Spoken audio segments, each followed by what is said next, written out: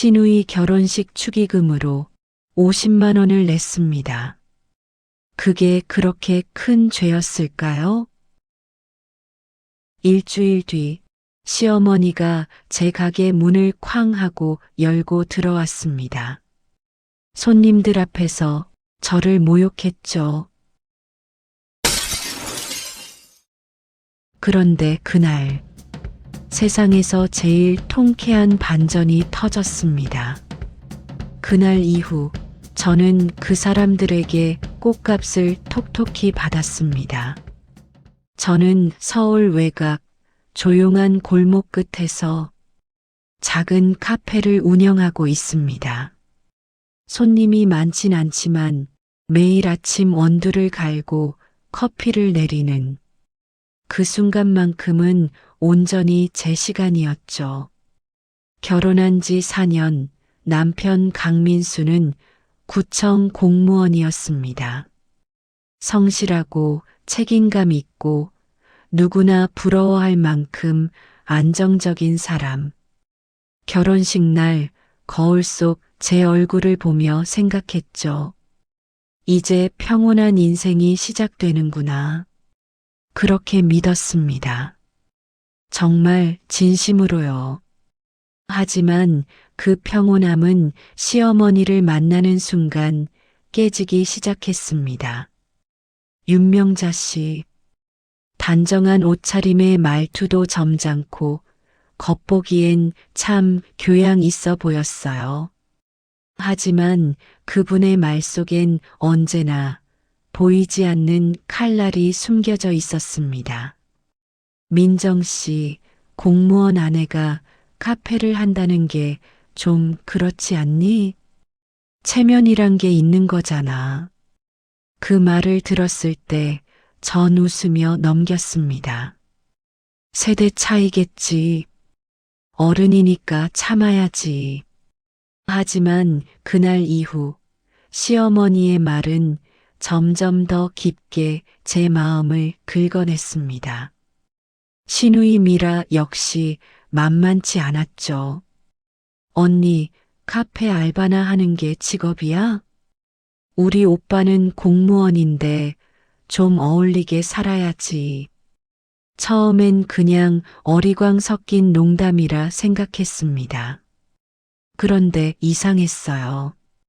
그녀는 늘 언니가 부족하다는 말을 습관처럼 던졌습니다. 그리고 남편은 언제나 같은 말만 했죠. 미라가 원래 말이 좀 거칠어. 신경 쓰지 마. 엄마도 나이 드셔서 그래. 그 말이 이상하게 서늘했습니다. 그저 위로하는 말인데 이상하게 진심이 느껴지지 않았어요. 남편은 늘 웃었습니다. 부드럽게, 무해하게. 하지만 제가 상처받는 걸 보면서도 단 한 번도 그들을 막지 않았습니다. 그때부터였어요.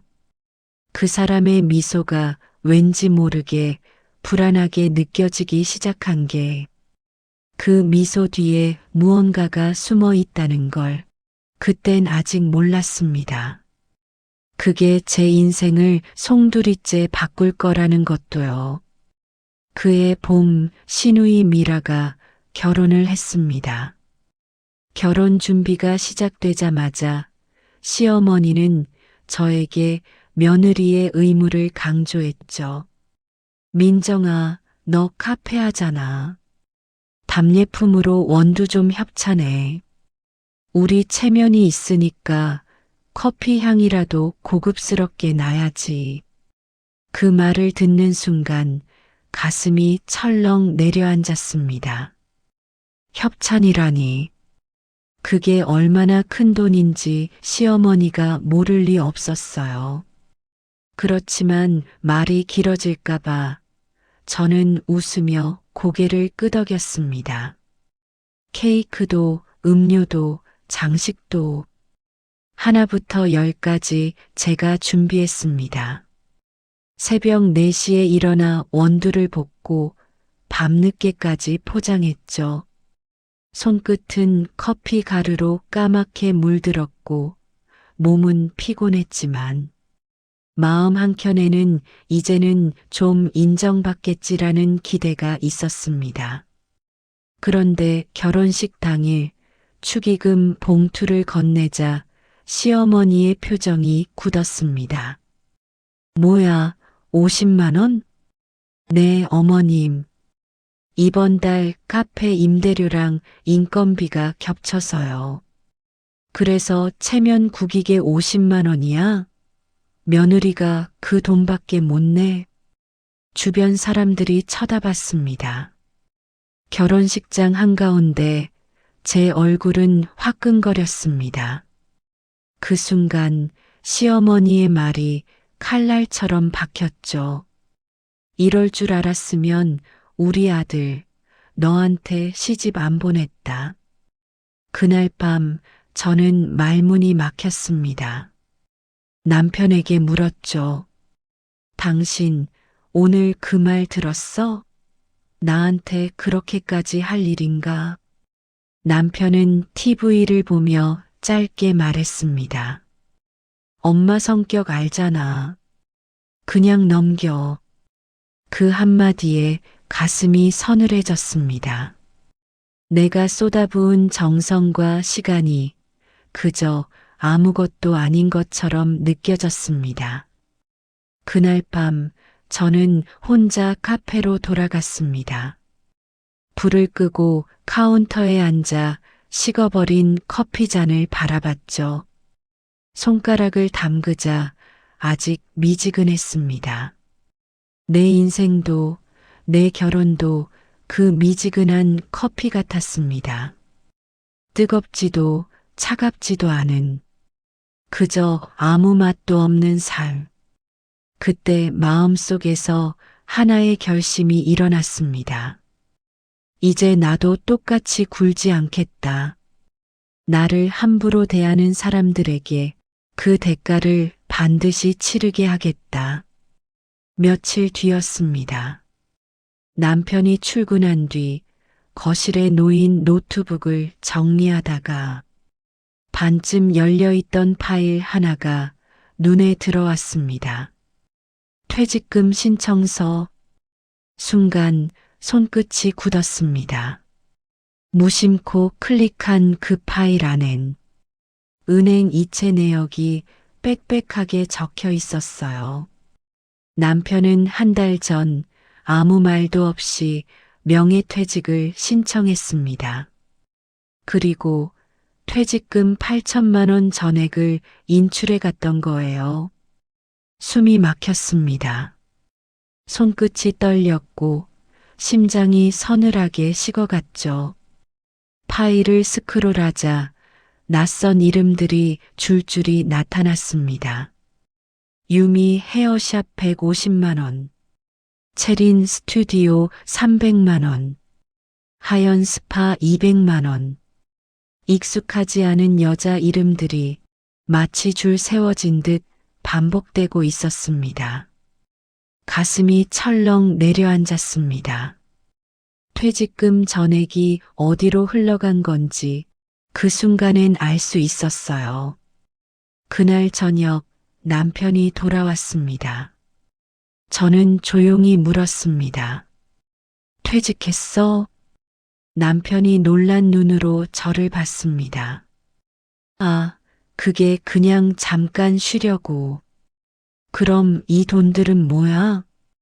이 여자들 이름은 다 뭐냐고. 남편은 얼버무렸습니다. 아, 그거 미용실 예약 같은 거야. 사진관 선불권도 있고. 그 말을 듣는 순간 피식 웃음이 나왔습니다. 정말 그걸 내가 믿을 거라고 생각해? 남편은 아무 말도 하지 않았습니다. 그저 고개를 숙이고 손톱만 뜯고 있었죠. 그날 밤 남편이 술에 취해 들어왔습니다. 침대에 쓰러지며 작게 중얼거렸습니다. 유미야, 우리 다시 시작해볼까? 그 이름, 그 한마디, 심장이 멎는 듯 했습니다. 모든 게 확실해졌죠. 그날 이후 저는 매일 기록을 남겼습니다. 통장 복사, 문자 캡처, 통화 내역, 사진, 남편의 거짓말 하나하나를 조용히 모아두었습니다. 울지 않았습니다. 소리치지도 않았습니다. 그저 지켜봤습니다.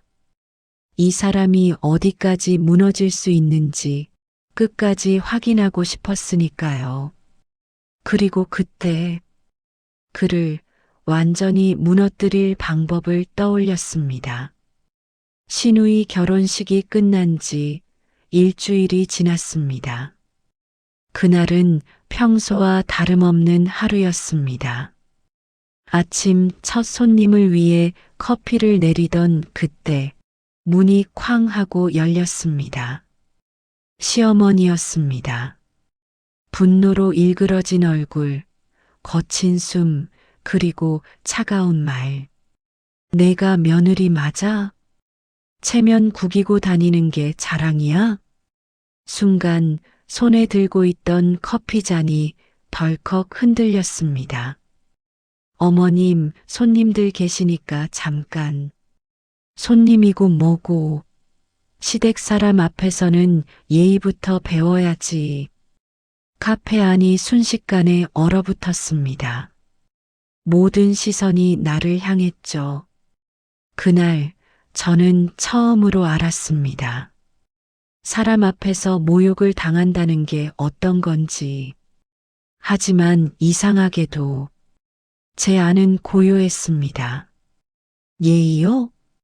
제 입에서 나온 목소리는 놀라울 만큼 차분했어요. 어머님, 남의 가게에 와서 소리 지르는 게 그게 예의인가요? 시어머니의 눈이 번쩍였습니다. 뭐라고? 손님이 다 보고 계신데 그게 어른다운 행동인가요? 순간 그녀의 얼굴이 새빨갛게 달아올랐습니다. 입술이 떨렸고 손끝이 부들부들 떨렸습니다. 감히 내가 나한테 그런 말을 해? 그때였습니다. 카페 문이 다시 열리며 낯익은 목소리가 들렸습니다. 그만하시죠. 그 목소리의 주인은 내 엄마였습니다. 엄마는 종이봉투 하나와 커피잔을 들고 조용히 시어머니 앞에 섰습니다. 뜨거우니까 조심하세요. 뭐라고요? 쓴 건 시어머니가 마셔야 하잖아요. 카페 안이 조용해졌습니다. 숨소리조차 들리지 않았죠. 엄마의 목소리는 단단했습니다. 조용했지만 한 글자 한 글자가 칼처럼 날카로웠습니다. 우리 민정이가 지난 3년간 그 집 대출 이자 대신 내줬어요. 시어머니의 눈이 흔들렸습니다. 사위가 퇴직한 거 저도 다 알아요. 뭐라고요? 며느리 잡으러 오기 전에 자기 아들부터 잡으세요.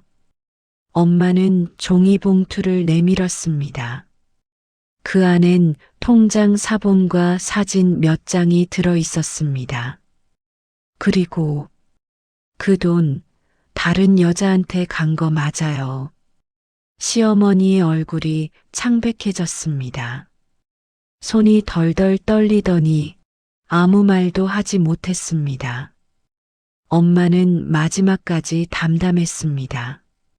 어머님, 이제 우리 집 일은 우리 집에서 해결할게요. 그날 커피향 대신 싸늘한 정적이 카페를 채웠습니다. 그리고 저는 그 정적 속에서 비로소 깨달았습니다.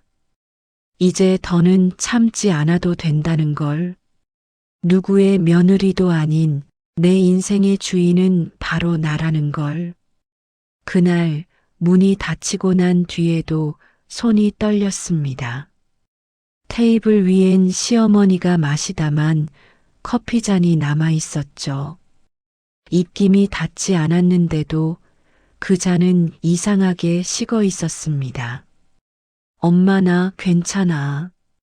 입 밖으로는 그렇게 말했지만 속은 무너지고 있었습니다. 다리에 힘이 풀려서 그냥 주저앉고 싶었어요.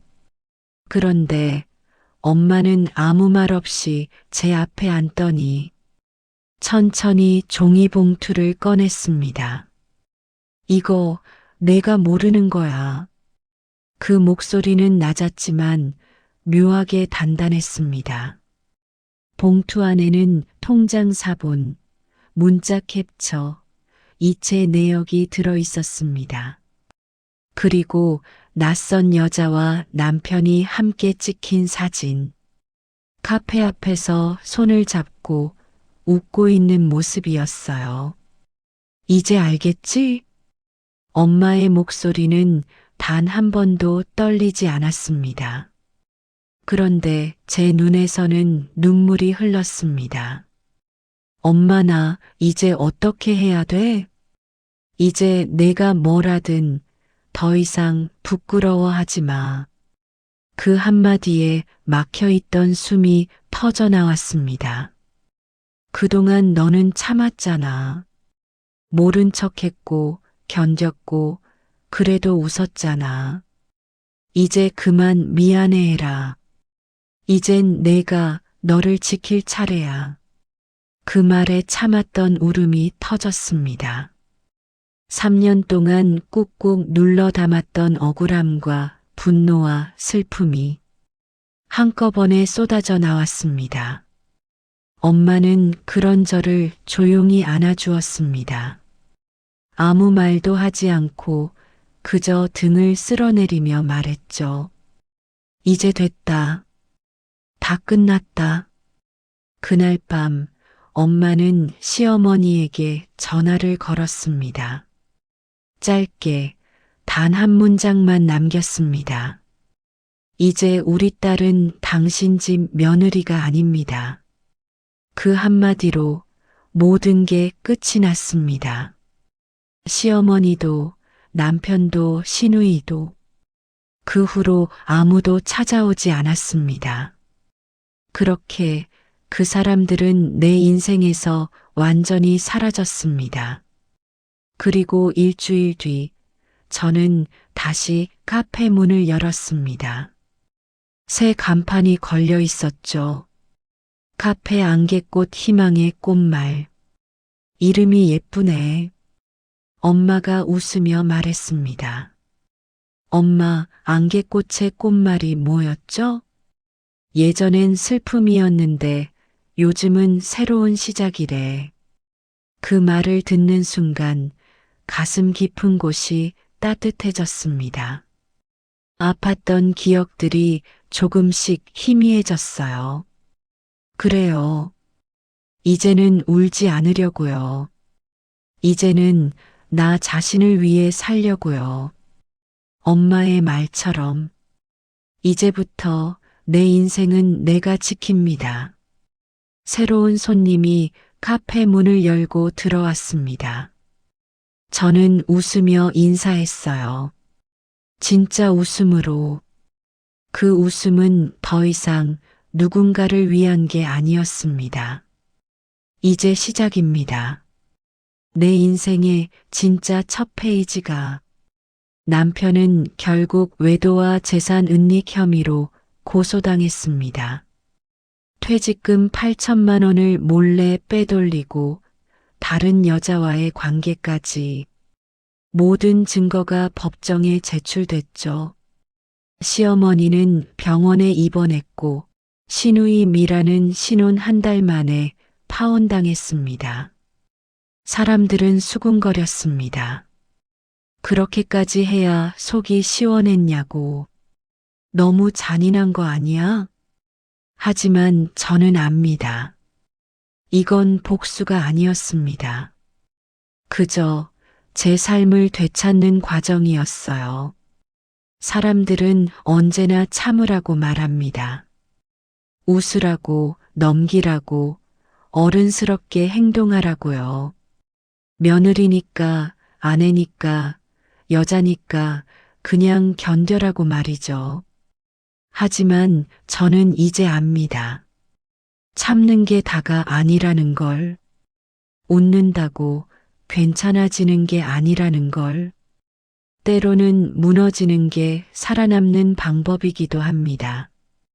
완전히 부서져야 다시 쌓을 수 있으니까요. 그리고 그 무너짐 속에서 저를 다시 세워준 사람은 엄마였습니다. 그날 이후 저는 매일 새벽마다 카페 문을 열며 엄마가 해준 말을 떠올립니다. 민정아, 인생은 원두 같아. 태워야 향이 나고 식혀야 맛이 나. 너는 이제 막 향을 내기 시작한 거야. 그 말을 떠올릴 때마다 마음 한켠이 따뜻해집니다. 마치 뜨거운 커피 한 모금처럼 서서히 제 안이 데워졌습니다. 이제 저는 두렵지 않습니다. 누구에게 평가받지도 누군가의 인정을 구하지도 않습니다. 그냥 오늘 하루 내 손으로 커피를 내릴 수 있다는 게 고맙습니다.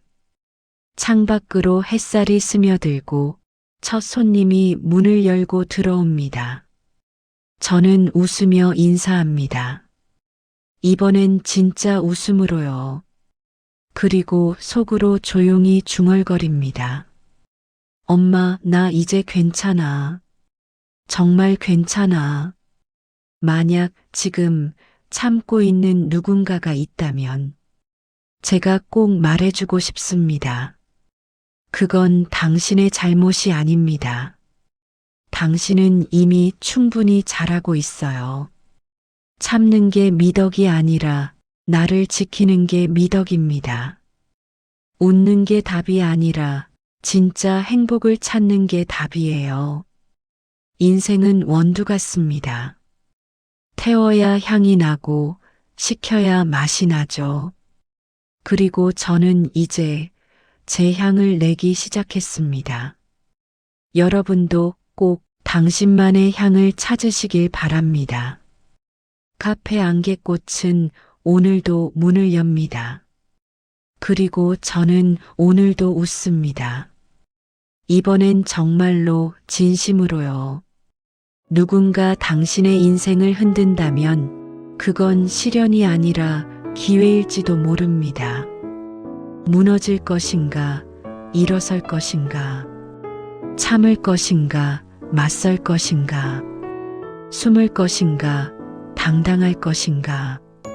당신이 지금 견디고 있는 그 고통은 당신이 얼마나 강해질 수 있는지를 증명하는 과정입니다. 기억하세요. 가장 어두운 밤이 지나야 가장 밝은 새벽이 옵니다. 그리고 가장 쓴 원두가 태워져야 가장 깊은 향이 납니다. 삶도 그렇습니다. 불에 그을리고 식혀지고 다시 데워지며 비로소 향을 내기 시작하죠. 이야기가 마음에 닿았다면 그것만으로도 충분합니다.